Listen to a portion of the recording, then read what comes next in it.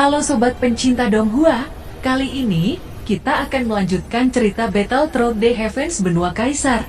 Cerita dan video ini diambil dari channel Nobarta. Tanpa banyak basa-basi, mari kita simak alur ceritanya. Melanjutkan dari cerita sebelumnya. Pendahulu, ada yang ingin ditanyakan kepada Anda kali ini. Bisakah 3000 jalan yang tersembunyi di daratan Daudi terlahir kembali? Tanya Xiaoyan.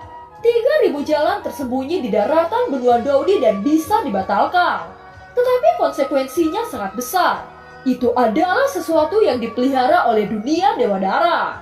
Apakah Anda berpikir bahwa daratan Daudi saat ini mampu melawannya? Ucap Xiaotian. Tetapi jika kita tidak dapat membuka kembali 3000 jalan, apakah ada masa depan untuk benua Daudi? Apa yang harus saya lakukan?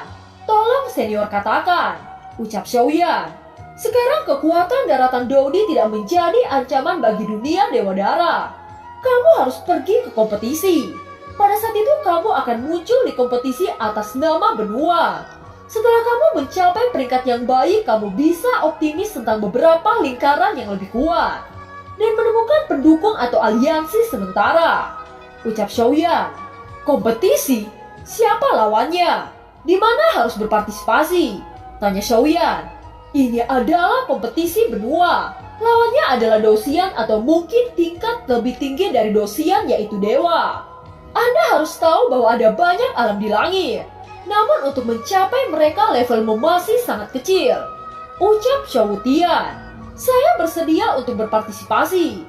Tidak peduli siapa lawannya, tingkat kekuatan apa untuk benua Daudi dan orang-orang yang ingin saya lindungi, saya bersedia untuk pergi. Ucap Xiaoyan langsung menjawab Xiaotian tanpa ragu-ragu. Kamu tahu resikonya. Kekuatanmu saat ini adalah eksistensi paling kuat di daratan Daudi. Tetapi kamu harus tahu bahwa begitu kamu keluar dari dunia ini, kekuatanmu ada di dunia luas, ketiadaan hanya setetes air di lautan. Anda bisa mati kapan saja. Ucap Xiaotian. Hahaha, pendahulu bercanda. Aku mungkin hidup di benua Daudi dengan aman. Tetapi sekarang benua Daudi sangat lemah. Siapa yang tahu kapan akan disembuh? Daripada menjalani kehidupan gemetar di sini, lebih baik menuju menjadi kuat. Ucap Xiaoyan. Adalah hal yang baik untuk memiliki kepercayaan diri dan kerja keras. Bagi orang lain sangat membosankan untuk berlatih. Tetapi Anda masih mempertahankan antusiasme yang berapi-api. Saya harap Anda tahu apa yang Anda pilih dan konsekuensi yang Anda ambil. Ucap Xiaotian. Dengan kekuatan saya sekarang, saya tidak akan berkembang selama saya tidak pergi ke atas. Sumber keabadian di benua Daudi ini sudah terbatas. Apakah saya hanya bisa diam sampai mereka datang menyerang benua ini? Jika itu terjadi, tidak ada harapan untuk kemenangan. Semua akan musnah di tangan alam Dewa Dara. Saya memiliki kepercayaan diri untuk bisa bertahan hidup di dunia atas dan menjadi kuat.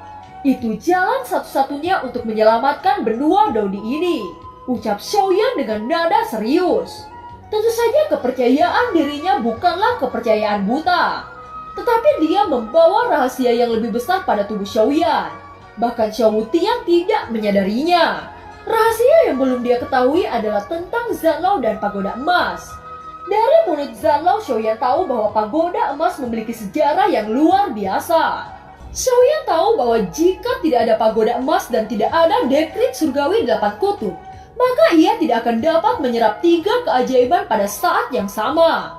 Apalagi mencapai kekuatan Dosian dalam waktu yang singkat. Segalanya tampak membuka jalan bagi Xiaoyan, membuat Xiaoyan terus-menerus semakin kuat. Dan rahasia ini tampaknya menunggu hari ketika Xiaoyan menjadi cukup kuat untuk sepenuhnya terungkap. Pada saat itu ketika para dewa muncul di benua Doki, sosok Zanlao hanya mengucapkan satu kata untuk membuat mereka gemetar. Itu cukup untuk menunjukkan bahwa Zanlao menyembunyikan kekuatan sejatinya yang sebenarnya. Dengan kekuatan Dosian Xiaoyan saat ini, bahkan dia masih mencapai lantai 4 dari total 22 lantai di dalam pagoda emas. Hanya setelah kekuatan Xiaoyan mencukupi, maka dia bisa membuka tingkat pagoda emas yang lebih tinggi. Dan dia sudah menantikan rahasia apa yang sebenarnya disembunyikan menara ini dan kekuatan apa yang dimiliki oleh Zanlao. Xiaoyan harus cukup kuat untuk perlahan mengungkapkan rahasia ini. Sekarang Xiaoyan percaya bahwa jalannya tidak berhenti di sini. Dan dia merasa bahwa dia bisa menjadi lebih kuat lagi. Xiao Wutian memandang Xiaoyan menganggukkan kepalanya dan berkata, "Hahaha, baik, kamu memang orang yang sulit ditebak. Kamu bisa dipromosikan ke Dosian dalam waktu yang singkat. Apa yang kamu perlihatkan sudah cukup membuat saya sangat mempercayai Anda. Sekarang mari kita bahas tentang benua yang lebih tinggi. Ada bab dari Bagan Xinghai yang menandai perkiraan posisi beberapa lingkaran. Kamu lihat dulu di peta ini."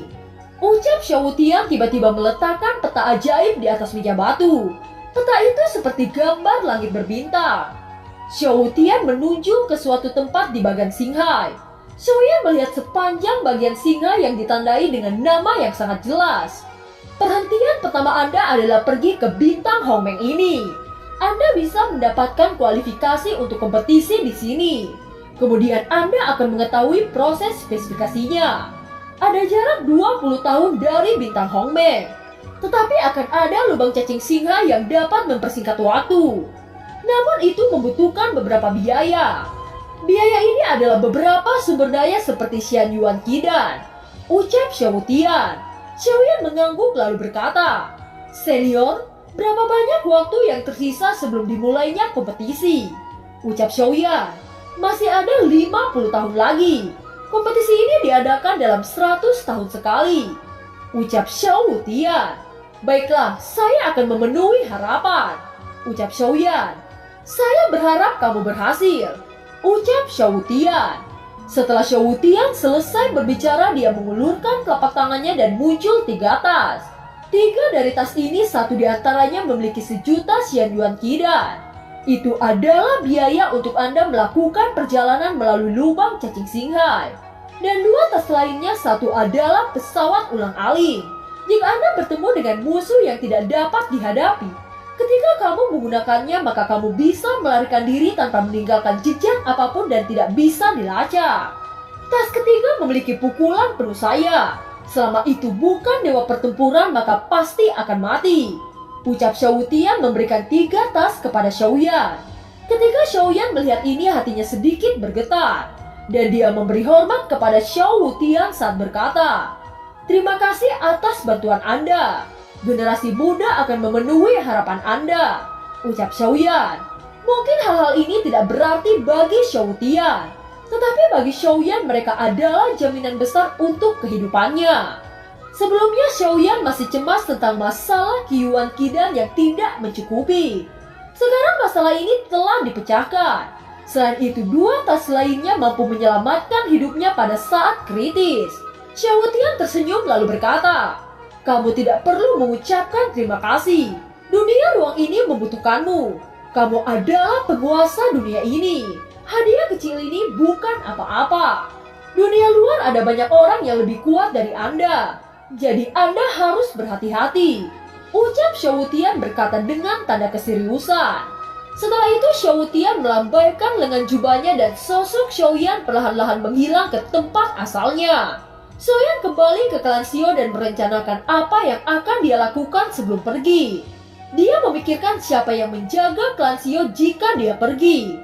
Pada akhirnya Xiaoyan merasakan bahwa Qianlong adalah pilihan yang terbaik. Qianlong tidak hanya memiliki prestise di antara leluhur lainnya. Qianlong juga yang sangat kuat di antara lainnya.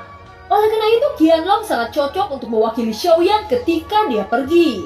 Di sisi lain, Li Xiaolong juga membantu merawat Xiaofu Mansion. Meskipun kekuatan Li Xiaolong tidak kuat, tetapi posisinya dalam Xiaofu juga penting.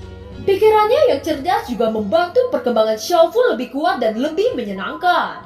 Dengan adanya Li Xiaolong dan Qianlong, maka tidak akan ada masalah besar di Xiaofu Mansion dan klan Xiao. Xiaoyan menghela nafas lega dengan semua ini. Sekarang dia pergi ke Batra untuk memastikan kepompong Guyin. Ketika dia tiba di Batra, sosok Xin-Er masih duduk di samping kepompong biru itu dan menunggu dengan tenang. Sudah sangat lama tetapi anehnya tidak ada gerakan pada Guyin. Itu membuat Xiaoyan merasakan ada yang tidak beres. Xiaoyan segera menyelidiki dan tiba-tiba menemukan bahwa atmosfer Guyin tidak stabil. Atmosfernya tidak naik, justru semakin menurun. Ada yang salah. Ucap Xiaoyan mengurutkan kening. Mendengar ini Xin-Er segera menjadi gugup. Apa yang terjadi padanya? Tanya Xin-er. Dia tidak punya Shou-yuan. Dan begitu kepompong biru itu menghilang, dia akan mati bersamanya. Ucap Shou-yan. Xin-er yang mendengar kata-kata itu, dia tanpa ragu-ragu menggigit ujung lidahnya dan memuntahkan esensi darah yang langsung mewarnai kepompong biru. Esensi darah itu melekat dan berubah menjadi cahaya biru di dalam kepompong Guiyin. Nafas Guiyin mulai stabil dan cahaya kepompong biru perlahan memudar. Xin-er bahkan memisahkan Shou-yuannya yang menyebabkan kerusakan besar padanya, yang secara langsung menyebabkannya jatuh dari bintang 9 ke Daudi bintang 5. Shou-yan yang melihat ini, dia tidak melakukan apa-apa. Dia tahu bahwa ini adalah pilihan Xin-er sendiri. Lagi pula dia tidak bisa menahannya. Selama Xin-er bisa menyelamatkan Guiyin, maka dia akan bersedia membayar dengan biaya berapapun. Kepompong biru pecah perlahan-lahan di bawah cairan kental itu. Sesosok putih tergeletak di dalamnya. Ukuran tubuhnya sekecil anak berusia 5 atau 6 tahun. Xin-er merasa lega dengan ini. Dia perlahan-lahan mengambil sosok dalam cairan kental itu. Melihat penampilan anak itu, wajahnya yang halus menunjukkan bahwa Guiyin pastilah anak yang tampan sebelum kematiannya. Terima kasih Shou-yan, ucap Xin-er menatap anak di lengannya. Ini adalah Guiyin, tetapi tubuhnya hanya dapat dibentuk dengan ukuran ini. Meskipun dia masih hidup, mungkin ingatannya telah menghilang dalam kehidupan ini. Xin-er harus berjuang untuk melindunginya. Tidak perlu mengucapkan terima kasih. Lindungi dia dengan baik. Ucap Shou-yan tersenyum sedikit. Itu adalah sepasang cinta yang langka antara langit dan bumi. Masalah Guiyin juga diselesaikan dengan memuaskan. Shou-yan juga menghilang selama beberapa waktu. Dan akhirnya mereka semua berkumpul di Shofu Mansion. Terlihat sosok Shou-zan yang sangat gagah datang membawa Putri Qianning bersamanya. Ekor Qianning berubah menjadi kaki ramping yang seputih batu giok dan salu sutra. Dengan sosoknya yang indah dan wajahnya yang cantik, tidak mengherankan jika Shou-zan tergila-gila kepadanya. Pada saat ini Shou-zan memimpin Qianning ke Shou-yan yang minum teh dan menunggu keberangkatan. Kali ini tidak hanya Shou-zan yang membawa Qianning dengan wajah bersemangat, tetapi Nan Erming juga memimpin Huo Fei kepada Shou-yan. Shou-zan, Nan Erming, aku tahu maksud Anda semua, tetapi perjalanan ini bukan lelucon. Kali ini bahayanya sangat tinggi dan resikonya kematian. Ini bukan keputusan yang baik membawa kekasih Anda dalam perjalanan yang sangat bahaya ini, ucap Shou-yan. Tuan, aku tidak takut mati, ucap Qianning menggigit bibirnya dan berkata dengan takut. Shou-yan menoleh ke mereka dan mengurutkan kening. Dia melakukan perjalanan panjang dengan membawa teman supaya tidak terlalu kesepian. Tetapi perjalanan ini tidak untuk bermain-main. Demi keselamatan mereka, Shou-yan masih menggelengkan kepalanya. Shou-yan menoleh ke Shou-zan dan Nan Erming lalu berkata, dalam hal ini terlalu berbahaya untuk keluar membawa mereka. Jika kamu benar-benar mencintainya, kamu harus membiarkan mereka tinggal di sini, ucap Shou-yan. Tuanku, aku punya darah duyung. Aku pikir aku bisa menjadi lebih kuat, ucap Putri Qianning meneteskan air matanya. Jika Erming sudah mati, apa artinya aku hidup? Saya hanya ingin hidup bersama dan mati bersama, ucap Huo Fei. Mendengar ini Shou-yan tersenyum pahit. Dia sudah diserang oleh kedua wanita yang bahkan laki-laki mereka patuh kepada Shou-yan. Jika Shou-yan tidak setuju, sepertinya terlalu tidak bermoral. Karena Zeni juga istri Shou-yan dan Shou-yan juga membawanya. Saya setuju dengan apa yang dikatakan Huo Fei, ucap Putri Qianning. Shou-yan menggelengkan kepalanya tak berdaya lagi. Dia benar-benar tidak tahu metode apa yang digunakan Shou-zan untuk menipu Qianning. Shou-yan, kamu harus setuju.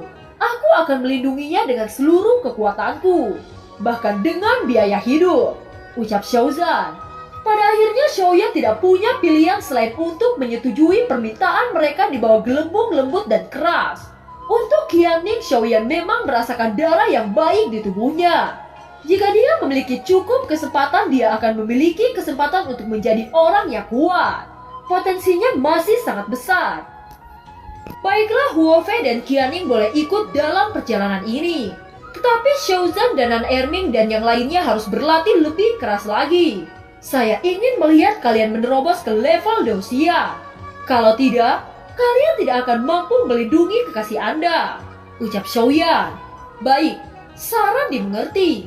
Kami akan berlatih dengan keras dan sesegera mungkin menerobos level Dosian, ucap Xiaozan dan Nan Ermi. Singkatnya, Xiaoyan menghabiskan 1 tahun di benua Dodi untuk melihat perkembangan seluruh kekuatan di benua ini. Perkembangan kekuatan seluruh ras melampaui harapan Xiaoyan. Dia tersenyum puas dengan perkembangan mereka semua. Sebelum Xiaoyan pergi, dia meminta Qiandong untuk menerima Xiaoqi sebagai murid. Di antara semua istrinya hanya Xiaoqi yang terlemah. Oleh karena itu, Xiaoyan ingin Qiandong menjadi guru bagi Xiaoqi.